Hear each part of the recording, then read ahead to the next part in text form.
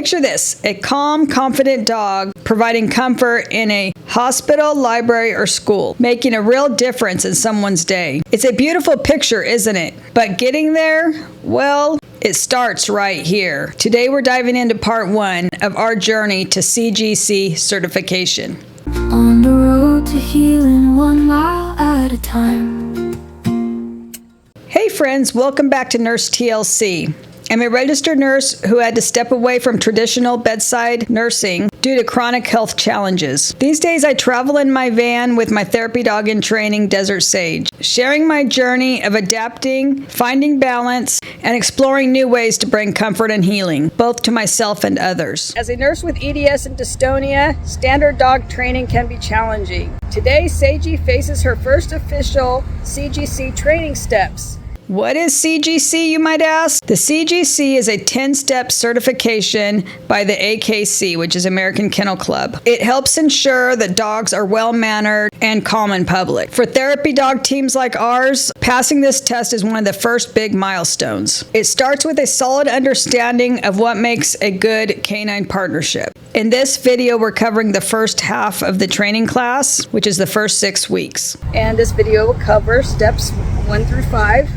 The first 6 weeks is the basic obedience skills. It is designed to build the foundation that every single therapy dog needs to go through to eventually earn their vest. Many therapy dog organizations require this test. You have to pass this test in order to apply to be a therapy dog with their program.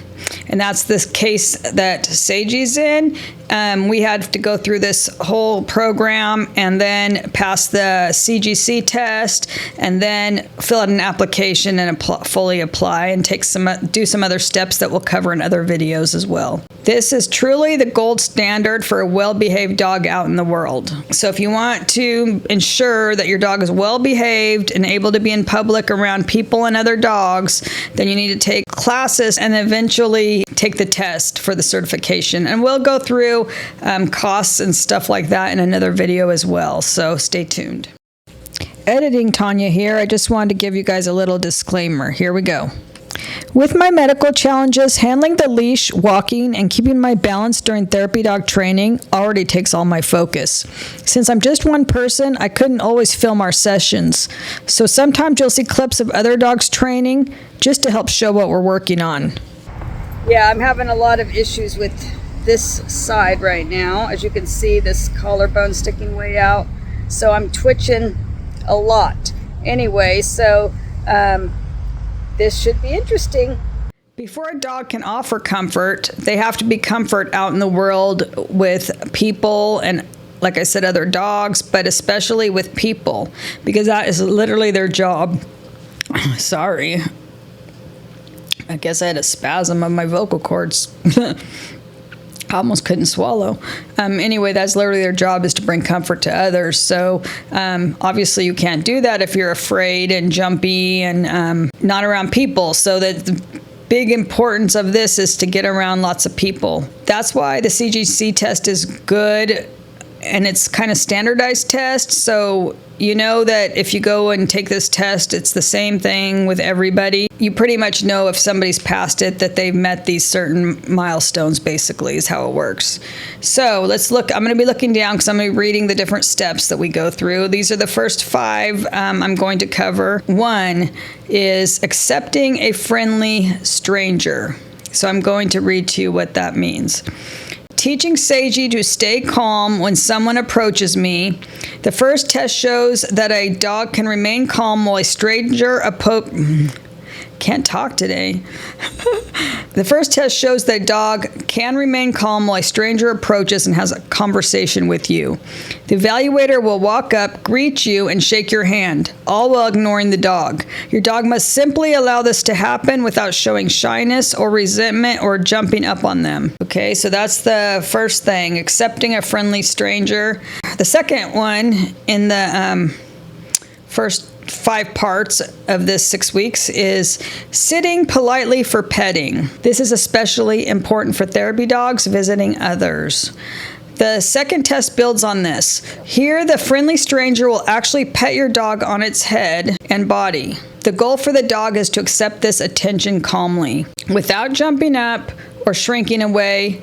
These skills prove that your dog is a pleasant and approachable member of the community. Okay, number 3 is the dog will welcome being groomed and examined, such as a vet appointment or when you take your dog to be groomed. They will allow somebody to brush them basically and check their paws and such, and not like a lot of dogs don't like their paws touched. Well, they have to be able to have your paws touched. They have to be able to be brushed and such and not be scared basically, or growl. Must allow it. All right, if you're picturing your own dog mastering these skills and are excited for this journey, do us a favor and click that thumbs up and subscribe to the channel. We're getting ready to walk through this entire 12-week process together, step by step, and we'd love for you to be part of this community. Let's build these amazing therapy dogs together. A therapy dog must be able to maneuver the world with you calmly and safely. This is why leash skills are a huge part of the CGC test, broken down into 2 key exercises: out for a walk and walking through a crowd. Out for a walk means, let me read this to you, no pulling even when exciting things are happening. That one was really hard for Sage. This one's been the hardest training we've had to do. Out for a walk demonstrates that you are in control of your dog, and your dog is walking on a loose leash and is not pulling you everywhere, basically. The evaluator will instruct you to walk a pattern that includes a right turn, left turn, an about turn, and a stop. Your dog should follow your lead and pace and not be pulling you. The 4th and 5th element are usually evaluated together. So number 4 is out for a walk, and number 5 is walking through a crowd. We're going to pretend there is a crowd here. So going for a walk, I need to see a right turn, a left turn, an about turn, and a stop. The dog does not have to sit. And we're going to assume there's people out here where the dog has to come relatively close without freaking out. Okay, go ahead.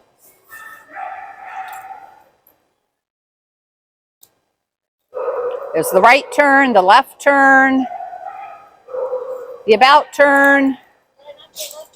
You did a left turn, yes. And then a stop. And the dog does not have to sit. This is not obedient, so the dog does not have to sit. And again, we're assuming there's a crowd of people here. Okay, the second one, walking through a crowd. Learning to stay focused and not overwhelmed. The walking through a crowd portion tests this skill further. You and your dog will have to walk past at least 3 different people. The dog can show casual interest, but not pull towards the people or jump on them. This skill is crucial for navigating busy environments like hospitals and schools. That one, is not quite as challenging as the out for a walk part for Sagie. She loves people, and yes, she would love for them to come pet her and stuff, but she doesn't really get super excited. So that part was a little bit hard, but the biggest part was her pulling and wanting to direct me where she wanted to go. Because her nose, she's being a hound. Hounds are very hard to train in this area because their noses literally take them. And try training in a pet store where there's smells everywhere. This was her biggest challenge. We're in the pet store. She smells other critters and she's a hunter. Naturally, she wanted to go towards different foods and bones and treats and pull. So this was the perfect training environment to actually break her of this because, hello, it's the hardest. It was the hardest training environment you could probably be at for a hound. Poor little Sagie. It's not always easy, and some days are harder than others, and that's how it's been with this training. Because how it works is you spend an hour with the trainer, and then you have to go home and train your dog every single day, day in and day out. So you're the one putting the most work in. They're showing you how to accomplish these tasks. They're mainly training you, really. They're training you more than they're training the dog. And then your responsibility is to follow through on that and train your dog in a short amount of time because there's a new skill each week to learn.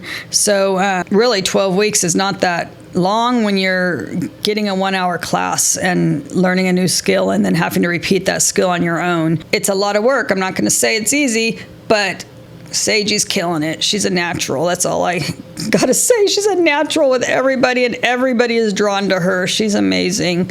Anyway, let's get done with this video. Let's keep going.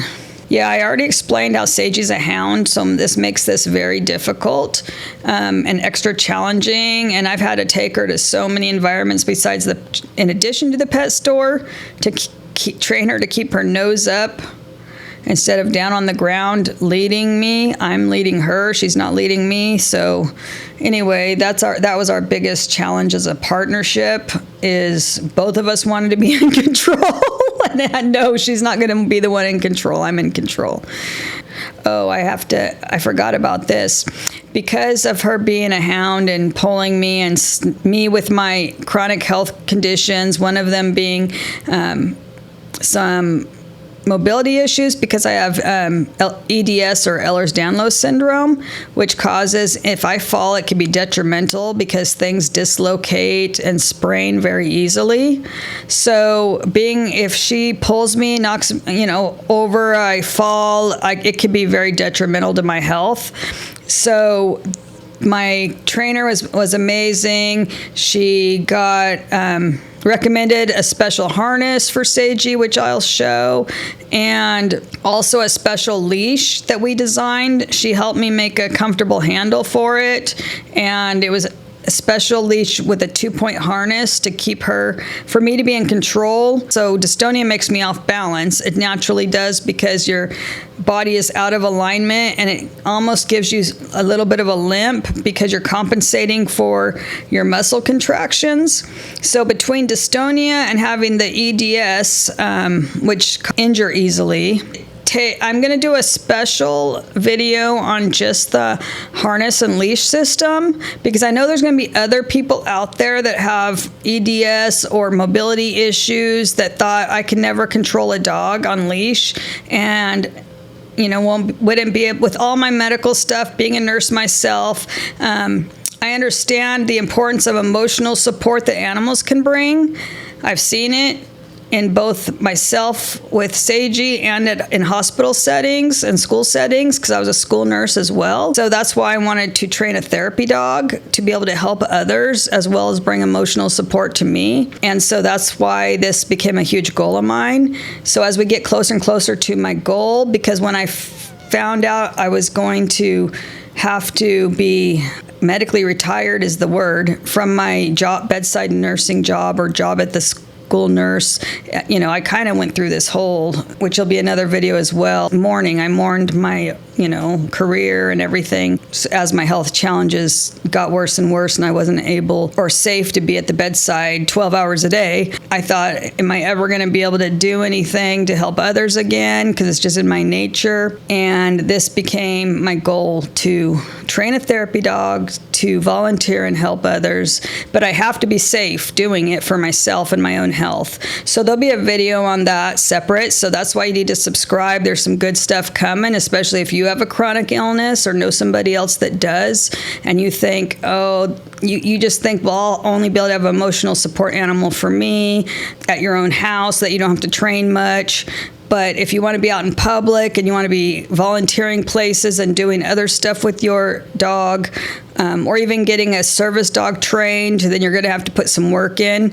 So you need to be safe while doing it. So I'm going to show you our system and how I became safe to lead Sagie, which I think is going to be a great video. So you have to stay tuned for that one. So whether you're living with a chronic illness or just seeking more peace, training a dog can be part of your own healing too, even if you're training a dog just to be an emotional support for you. Thank you so much for joining us in this first step. In our next video, we'll cover the final 5 steps of the CGC test that round out the picture of a well cared for and trustworthy dog. If you enjoy this series, let me know in the comments, and subscribe so you don't miss part 2, where we move into advanced CGC prep, covering commands such as coming when called, reactions from distractions and other dogs. Until next time, be kind to yourself and give your pups extra hugs from us. Bye. On the road to healing, 1 mile at a time, with desert sage and hope by my side, with pain and our day. We love helping others along the way.